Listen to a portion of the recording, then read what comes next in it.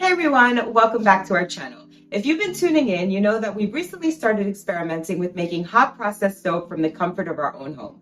We've had some pretty good results making oatmeal vanilla exfoliating soap and lavender cocoa butter soap. But today we're going to be trying something a little bit different.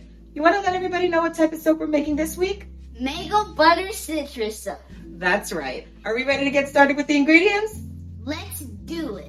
Alright, so we're first going to be starting off with our base oils, which would be our mango butter. And then we're going to go in with our coconut oil, as well as our extra virgin olive oil. Then for our custom additives, we're going to be adding in our homemade almond milk.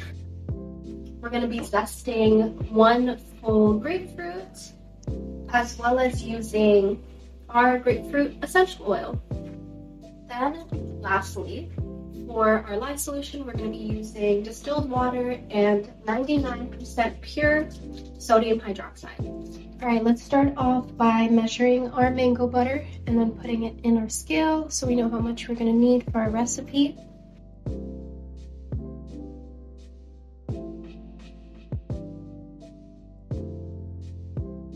The reason that we're using mango butter is that it's really good for its moisturizing properties and conditioning the skin.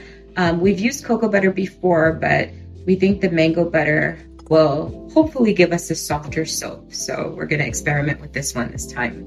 Okay, so now that we're done measuring out the mango butter, we're going to start now with our coconut oil. So let's switch out our bowls, use something a little bit smaller.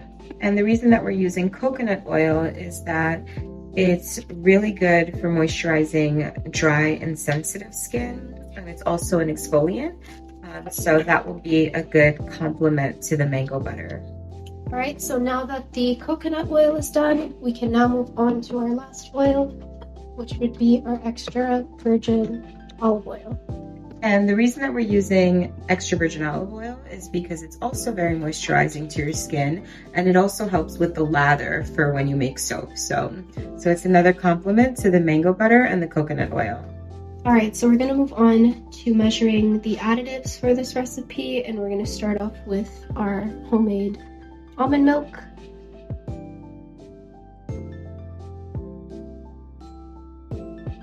And the reason that we are adding almond milk to this soap is that it's supposed to help make the soap a bit creamier in consistency towards the tail end. So we're going to experiment a little bit with the soap. For this round, we're going to use almond milk to help with the creamy and soft consistency of the soap. But then we're going to redo the recipe exactly the same, but we're going to swap out the almond milk for some water. And we're going to compare the texture of the soap at the tail end to find out which one comes out with a smoother soap. We can move on to measuring our grapefruit essential oil.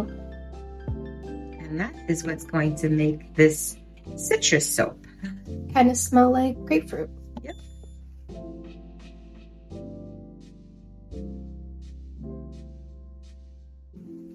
Okay, so this is what it looks like on the inside. Oh, and I can smell it all the way here. It smells amazing. Literally like a natural grapefruit.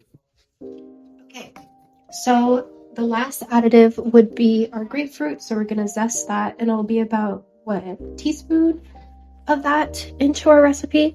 So let's start doing that. This is our first time doing it, but we think adding a little bit of grapefruit zest will help with the exfoliating texture of the soap. Just give it a little bit of extra exfoliant, right? Yeah, and it would give it a little bit of extra color to the soap as well, little specks of grapefruit zest in there. So that way it not only looks like a citrus soap, it smells like it. Alright, so this is what it looks like once we're all done. And the last part would be measuring out our lye solution in the back. Okay, let's start off by measuring our lye first. This is what the inside looks like.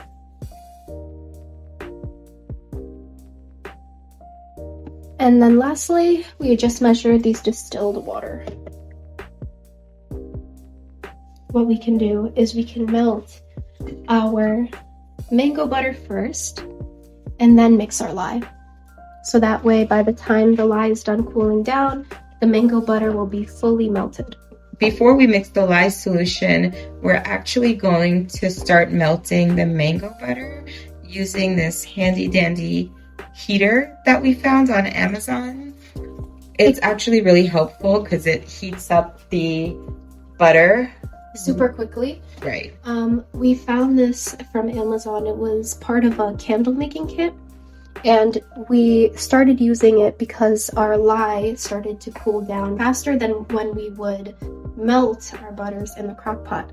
So we would use that to heat up our lye to kind of keep the temperatures the same. But this time we're just going to use it to melt our butters fully.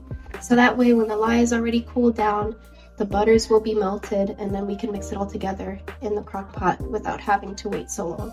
Okay, so let's start by just turning this on. Let's put it to 4 notches and then we'll come back when the butter is almost melted. Alright, so now that the mango butter is almost finished melting, we're going to transfer it over to our crock pot over here that we already have heating up on high. And then we're going to start mixing up our lye solution and letting all of that kind of cool down while all of the other oils are going to be mixing in here. Alright, so let's turn this off. Let's take the top off of our crock pot and then we can just pour it in there. The mango butter is already super soft, so I already anticipated that it wouldn't take that long to melt. So it'd take about maybe like 4 or 5 minutes to melt fully. So now let's put in our rest of our oils.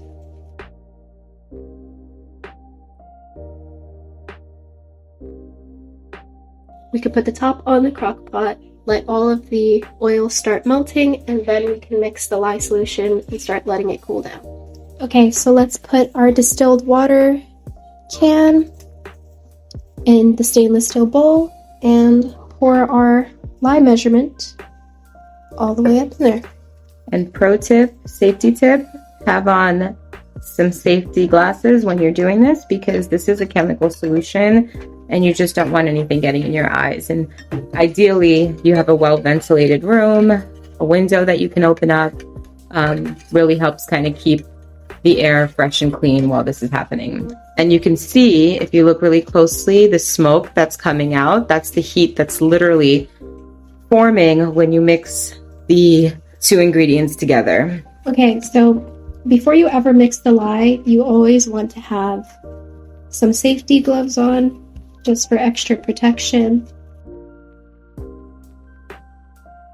Let's check the temperature of both the crock pot and the lye to make sure that they're both kind of similar or maybe one's higher than the other. The goal is to have the temperatures of the oils and the lye be as close as possible. Okay, so that's 200 Fahrenheit.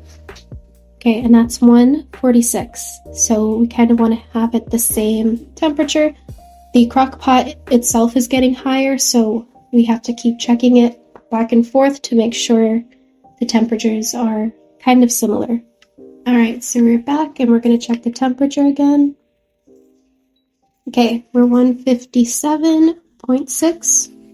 And now for the crock pot, 155.8. Now let's start mixing the lye in with the crock pot, and we're going to be using our immersion blender, or stick blender, to be mixing it all together so it could start getting nice and thick.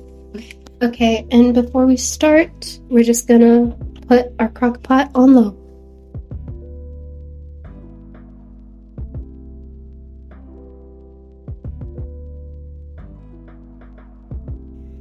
Now that that's in there, we can start by mixing.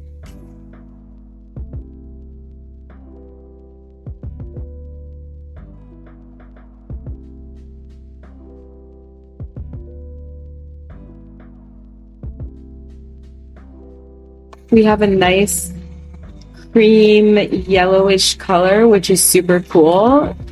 Depending on what butters and oils you mix together, you tend to have different colored soaps. So it's always fun to see what color we're going to end up with depending on what we're using. And as you could tell, it's supposed to get into a nice creamy pudding-like consistency, and we're pretty much there. Instead of waiting for the mixture to become a pudding consistency, it already is a pudding consistency, so we're just going to add in the milk to make it a little bit more creamy, and our essential oil as well.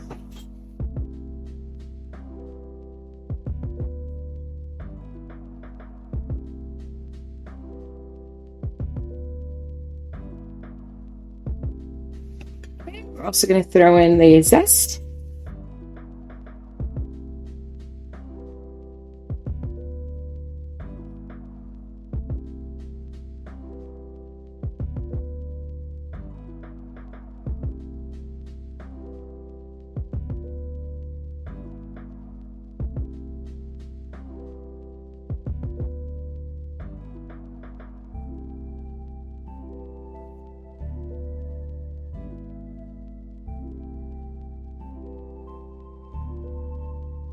All right, y'all, so this is what it looks like as of right now, and we're gonna let it cure for 24 hours, and we will be back tomorrow to check on it. And in the meantime, as we mentioned earlier, we're actually gonna run a second round of this exact same soap through, this time using water instead of milk, to see whether or not we get a similar consistency, a smoother consistency, you know, just a little experiment to see whether or not the difference between milk and water affects the final result of the consistency of the soap.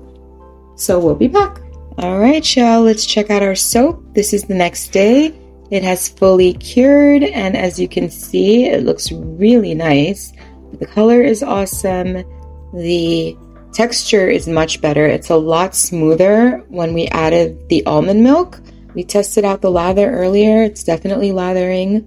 I'm really excited about this. And there it is, our mango butter citrus soap.